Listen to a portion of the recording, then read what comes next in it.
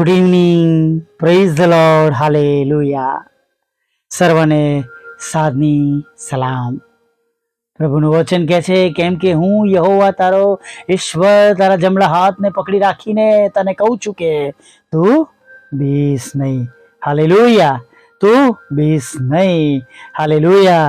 અને પુનઃનિયમ 20 અને 1 આ પ્રમાણે કહે છે કે જ્યારે તું તારા શત્રુઓની સાથે લડવા જાય ને ઘોડાઓને તથા રથોને તથા તારા કરતા વધારે લોકોને જુએ ત્યારે તેઓથી તું બીસ નહીં, કેમ કે યહોવા તારા ઈશ્વર જે તને મિસ્ર દેશમાંથી કાઢી લાવ્યા તે તારી સાથે છે. કેટલી સુંદર બાબત છે વાલા મિત્ર.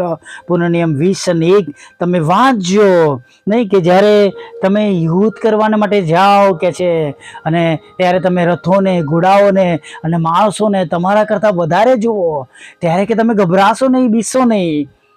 હાલેલુયા. આપણે તો બી જઈએ નહીં, ગભરાઈ જઈએ છીએ. અને એ એલિસાના ચાકરની વાત મને યાદ આવી ગઈ નહીં, અને તમને પણ યાદ આવી હશે કે છે હાય હાય મારા શેઠ આપણું તો આવી બન્યું કે છે નહીં. અને નગરની આસપાસ આખા પહાડો પર જ્યાં ને ત્યાં સૈનિકો હતા. પણ એલિસા તેને કહે છે કે જે તેઓની સાથે છે અને જે આપણી સાથે છે અને જે તેઓની સાથે છે એના કરતાં જે આપણી સાથે છે એ વધારે છે. Praise the lord. જ્યારે તમે અને હું મુશ્કેલીમાં ફસાયેલા હોઈએ છીએ ત્યારે જાણે આપણી આંખો બંધ થઈ જાય છે. આંખો બંધ થઈ જવું મતલબ કે જાણે આપણે અણસમજુ બની જઈએ છીએ અને આપણે સમજતા ન હોવાના કારણે વધારે પ્રશ્નોમાં આવે છે નહીં. જો તમને કોઈ પણ ઇલેક્ટ્રિકલ ઇક્વિપમેન્ટ રિપેર કરતા ના આવડતો હોય, તમે એને ખોલી નાખો તો તમે વધારે કન્ફ્યુઝ થાઓ છો. બાઇક ખોલી નાખો તો વધારે મુશ્કેલીમાં આવી જાઓ છો, રાઈટ? અથવા ટીવી ખોલી નાખો છો અને રિપેર કરવા પ્રયત્ન કરો છો, નથી થતું તે વધારે બગડે છે. એમ ઘણી બધી વાર આપણે પોતાની રીતે આપણા પ્રશ્નોમાં, મુશ્કેલીઓમાં આપણે જાતે એને સોલ્વ કરવા માટે પ્રયત્ન કરીએ છીએ અને આપણે વધારે ગૂંચાઈએ છીએ. જ્યારે પતંગનો દોરો આમ ગૂંચવાડ્યો હોય ને ખેંચ કરીએ ત્યારે એમાં વધારે ગાંઠો પડી જાય છે ને.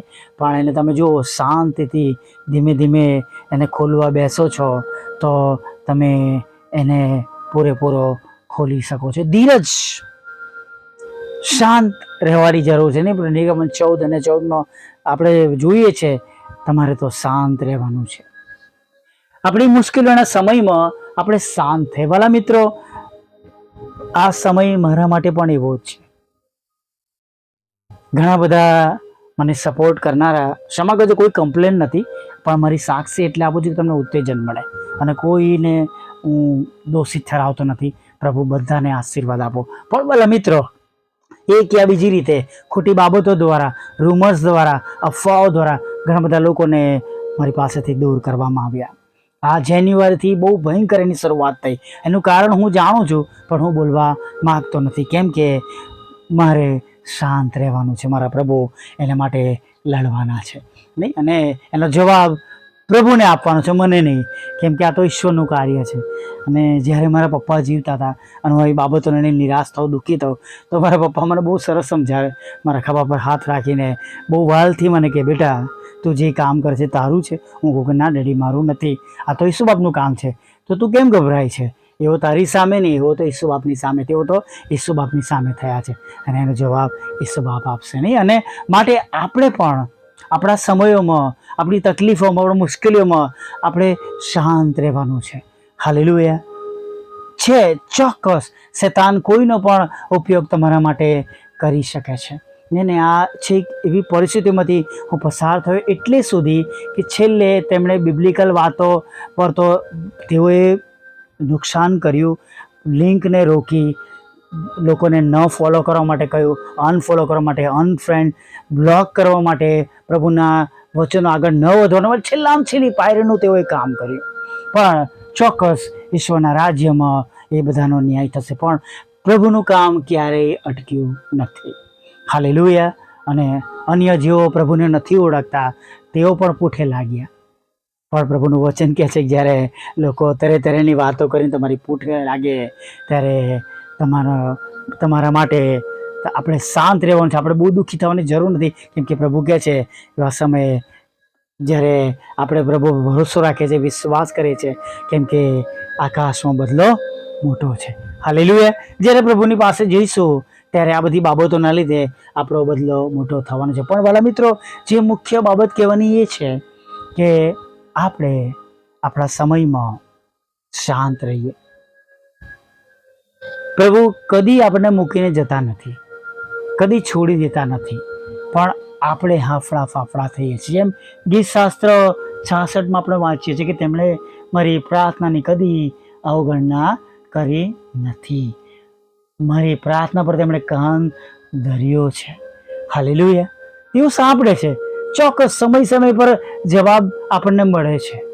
હાલેલુયા. દાનિયેલ તો કેટલા મોટા અધિકારી હતા અને તેમની ખિલાફ આખું ષડયંત્ર રચવામાં આવ્યું. એનાથી આપણે જરાય અજાણ નથી. એ બાબતોથી આપણે બધી બાબતો જાણીએ છીએ કે ફક્ત ને ફક્ત ઈર્ષા, અદેખાઈ અને તેની પોઝિશનના લીધે, તેના વર્ચસ્વના લીધે અને રાજાની આગળ તેના માનના લીધે તેને માટે આ બધી બાબતો કરવામાં આવી હતી. તેનામાં કોઈ દોષ નહોતો, પણ તેનો દોષ મળે એના માટે તેઓએ એના પ્રાર્થનામય જીવનને ઉપયોગ કર્યો. આજે પણ ઘણા બધા લોકોના જીવનોમાં એવું બને છે, તેમના જીવનમાંથી તમને દોષ ના મળે, પણ તેમના પ્રાર્થનામય જીવનમાંથી તેઓ તેમને દોષિત ઠરાવે. ઘણીવાર એવું થાય કે પ્રભુ આ જ લોકો કે જેઓ મારી સાથે સ્તુતિ આરાધના કરે છે, મારી સાથે વગાડે છે અથવા મને પ્રભુ ભોજન આપે છે, પ્રભુ એમનાથી મને આ થાય છે. પરંતુ આપણે એ તરફ નહીં, એ લોકો તરફ નથી જોવાનું, આપણે પ્રભુ તરફ જોવાનું છે. અને દાનિયેલને જ્યારે ખબર પડી ત્યારે એ જઈને પોતાની રૂમમાં ગયા. કહે છે એમણે યરૂશલેમ તરફ બારી ઉગાડી અને પ્રાર્થના કરી. જેમ વચન સુલેમાનને આપવામાં આવ્યું હતું કે આ મંદિર બની જોઈને કોઈ પણ પ્રાર્થના કરશે, હું એની પ્રાર્થના સાંભળીશ. હાલેલુયા. આપણે એના શબ્દો દાનિયેલને જાણતા નથી કે એમણે પ્રાર્થના કરી જેમ રોજ કરતા હતા એમ પ્રાર્થના કરી. તેમને સિંહોના બિલમાં પણ નાખવામાં આવ્યા. પણ આપણે જોઈએ છે કે પ્રભુએ કેટલી અજાયબ રીતે તેમનો અદ્ભુત બચાવ કર્યો. Praise the lord. હાલેલુયા. પ્રભુની સ્તુતિ કરીએ, પ્રભુની આરાધના કરીએ. બીએ નહીં, ગભરાઈએ નહીં વાલા મિત્રો.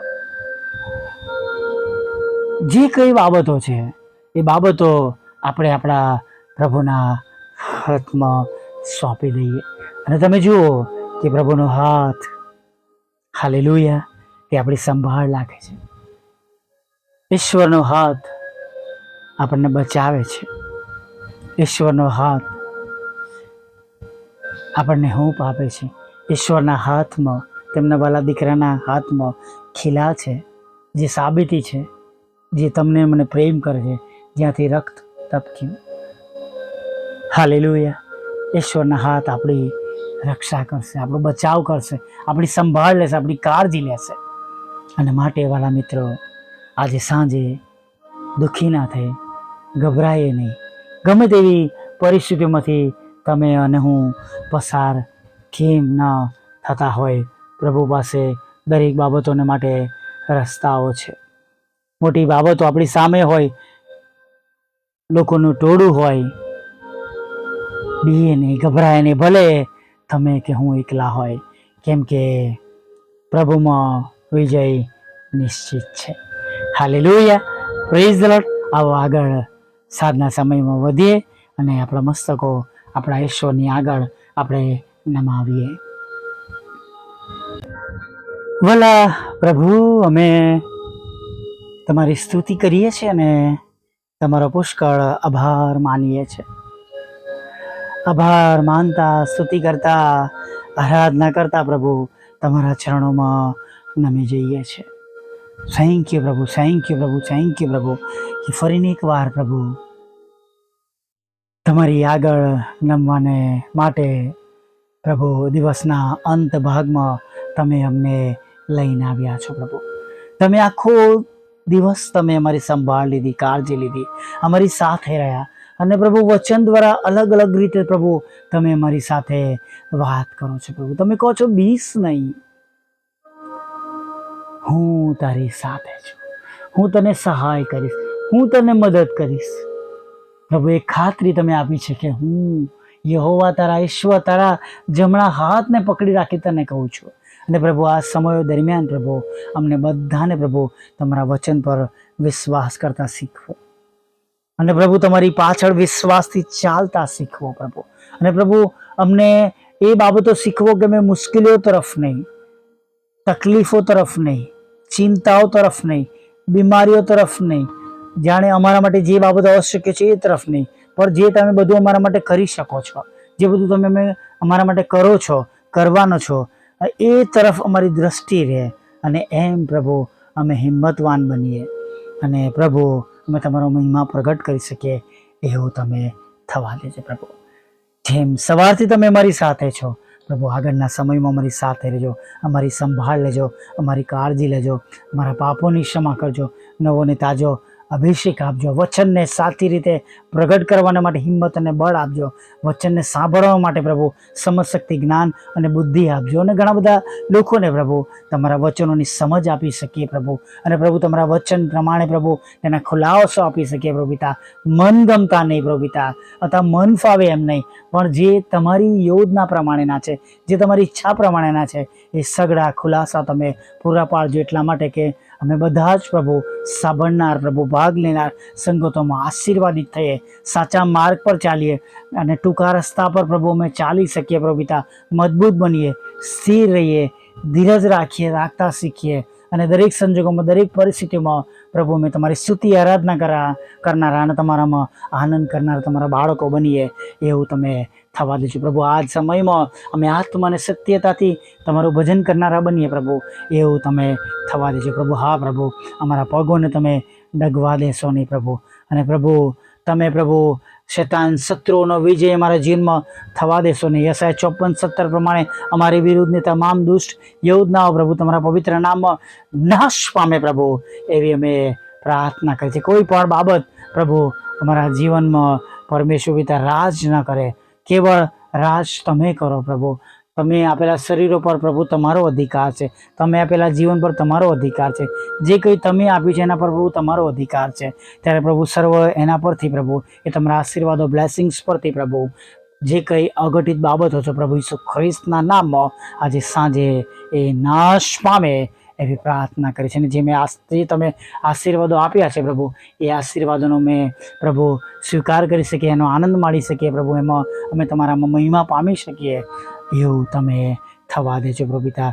સાથે પ્રભુ અમે પ્રાર્થના કરીએ છીએ પ્રભુ, જેઓ તમારાથી દૂર ગયા છે, જગતના જીવનોમાં છે, ત્યાંથી પ્રભુ તમે તેમને પાછા લાવો. મારી સેવાઓ દ્વારા, વચનો દ્વારા પ્રભુ, ગીતો અને સ્તોત્રો દ્વારા તેમના હૃદયની સાથે તમે વાત કરો, તેમનો નાશ ના થાય, તેમનો બચાવ થાય એવું તમે થવા દેજો. સાથે જેઓ માદા છે, બીમાર છે પ્રભુ, સખત રીતે, ગંભીર રીતે પ્રભુ માદા છે, દજાયા છે, અકસ્માત થયો છે, ચક્કર આવી રહ્યા છે, ખેંચાઈ આવી રહ્યા છે, લોહીના રોગો છે, હૃદય રોગનો પ્રોબ્લેમ છે, હાડકા, કિડની, ચામડી અને પરમેશ્વર લીવરનો, જઠરનો પ્રભુ, આંતરડાનો, શ્વાસનળી, અનનળીનો, નાના મોટા મગજના, કાનના, ગળાના અને પ્રભુ ફેફસાના જે કંઈ નાના મોટા પ્રશ્નો છે, લોહીના નસોના પ્રોબ્લેમ છે પ્રભુ, તેઓને પ્રભુ તમે સંપૂર્ણ સાજાપણું આપજો એવી અમે પ્રાર્થના કરીએ છીએ. તમારા બાળકોના રોજગાર, નોકરી, ધંધાને પ્રભુ તમે આશીર્વાદિત કરજો પ્રભુ. તેમની વિરુદ્ધની તમામ બાબતો દૂર કરજો. કોર્ટ કેસ, એફઆઈઆર, ખોટા તોમતો, લડાઈ ઝઘડા બધું તમે શાંત કરજો. તમારા બાળકોને તમે તમારા પ્રેમ, આનંદ, શાંતિથી ભરી દેજો પ્રભુ. તેમની જોબને, તેમના બિઝનેસને, તેમના આવકના રસ્તાનો આશીર્વાદિત કરજો પ્રભુ. તેમને લગ્નનો આશીર્વાદ આપજો, બાળક ધનનો આશીર્વાદ આપજો. તેમને વિદેશ જવાના માટેના તેમના તમામ પ્રયત્નો અને રસ્તાઓને પ્રભુ તમે બમણા આશીર્વાદ સાથે પ્રભુ ભરી દેજો પ્રભુ પિતા. હા પરમેશ્વર પિતા, એવી અમે પ્રાર્થના કરીએ છીએ પ્રભુ. હા, ખાસ કરીને પ્રભુ તેમના બંધ થયેલા રસ્તાઓને તમે ખુલ્લા કરજો. વિદેશમાં તેઓ પ્રભુ નોકરી કરી શકે, બિઝનેસ કરી શકે, કુટુંબ સારી સાથે રહી શકે એવું થવા દેજો. જેમને લોનની જરૂર છે લોન આપજો, નાણાંની જરૂર છે નાણાં આપજો. જે તમારી સેવિકાના ખેતરોમાં જે ખોટા નામો છે પ્રભુ એને તમે ખાલી જ કરજો, તેમનો કબજો અપાવજો પ્રભુ. જે તમારા સેવકનું મકાન છે, જે તમારી સેવિકાનું મકાન છે વેચાઈ જાય એવું થવા દેજો પ્રભુ. જે પ્લોટ વેચાયો છે, જે મકાન વેચાયો છે વેચવાનું છે પ્રભુ.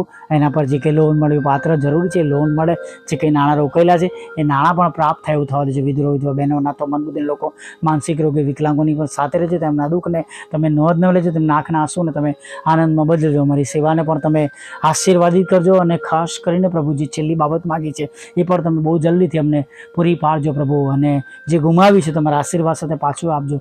સતાવનારાના મન બદલજો. તમે મારો સ્ત્રોત બનજો, આવકનો સ્ત્રોત બનજો. અને જે કંઈ વાનની અત્યારે અગત્યતા છે પ્રભુ એ તમે પૂરી પાડજો પ્રભુ. રાત્રિમાં મીઠી નિંદ્રા આપજો, ખોરાક વસ્ત્ર અન્ન પાણી આપજો પ્રભુ. જેઓ તમારી આગળ નમેલા છે, મળવાયા છે, તેઓ દરેકને તમે આશીર્વાદ આપજો. બમણે આશીર્વાદ સાથે ભરી દેજો. શેર કરે છે પ્રભુ, સાંભળે છે, બીજાઓને મોકલે છે, તેનો તમે મોટો બદલો તેમને પૂરો પાડજો પ્રભુ. આગળના સમયમાં મારી સાથે રહો, ખોરાક વસ્ત્ર અન્ન પાણી આપજો.